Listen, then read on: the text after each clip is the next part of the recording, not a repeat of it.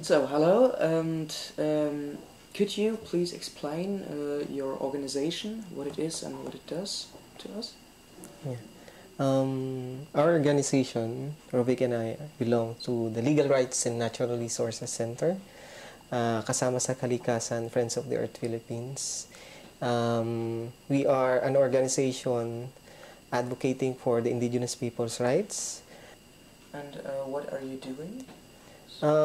We basically engage indigenous people's communities on the issues of natural resources and the environment, specifically on free and prior informed consent of the indigenous peoples in relation to the management of natural resources, so that this would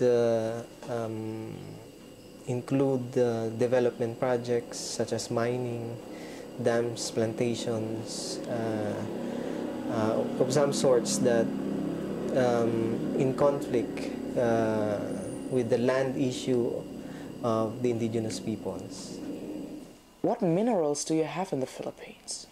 The Philippines is one of the most highly mineralized countries in the world. We consistently rank in the top 5 in terms of gold, copper, nickel, bauxite. So the estimated mineral resources, value of mineral resources in the Philippines is around $3 trillion.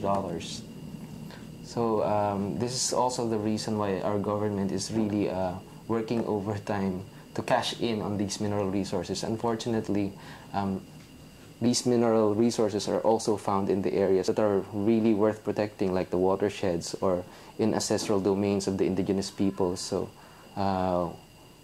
in order to get at the minerals, you are really going to displace these indigenous peoples, these local communities.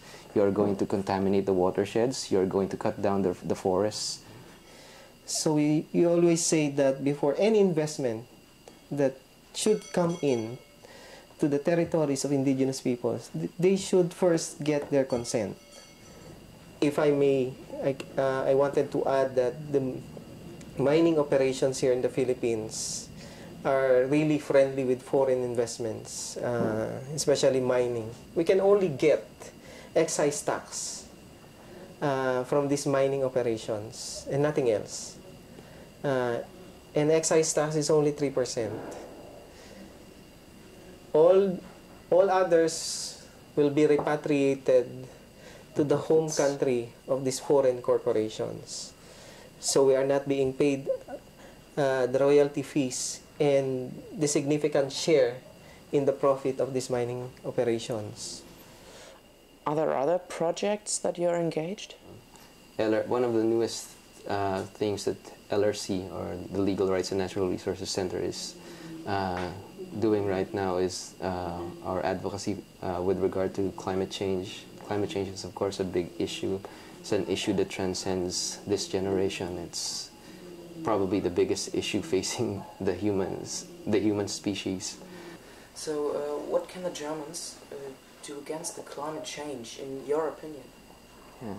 Well, climate change has become such a big issue that it cannot be solved by just one person or one country or one government. We all have to do our part.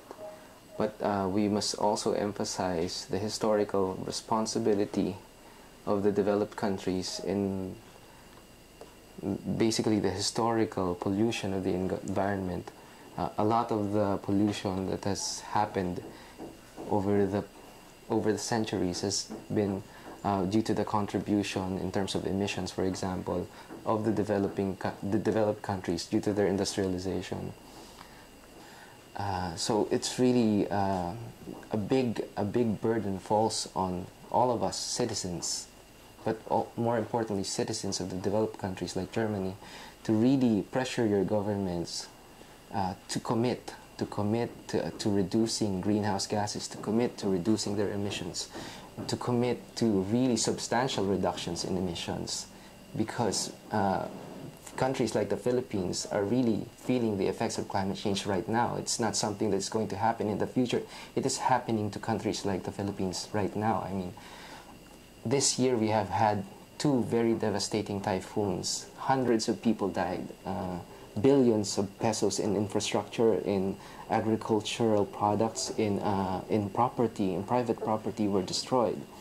Our economy is really reeling from the effects of these really, these were not normal weather phenomenon.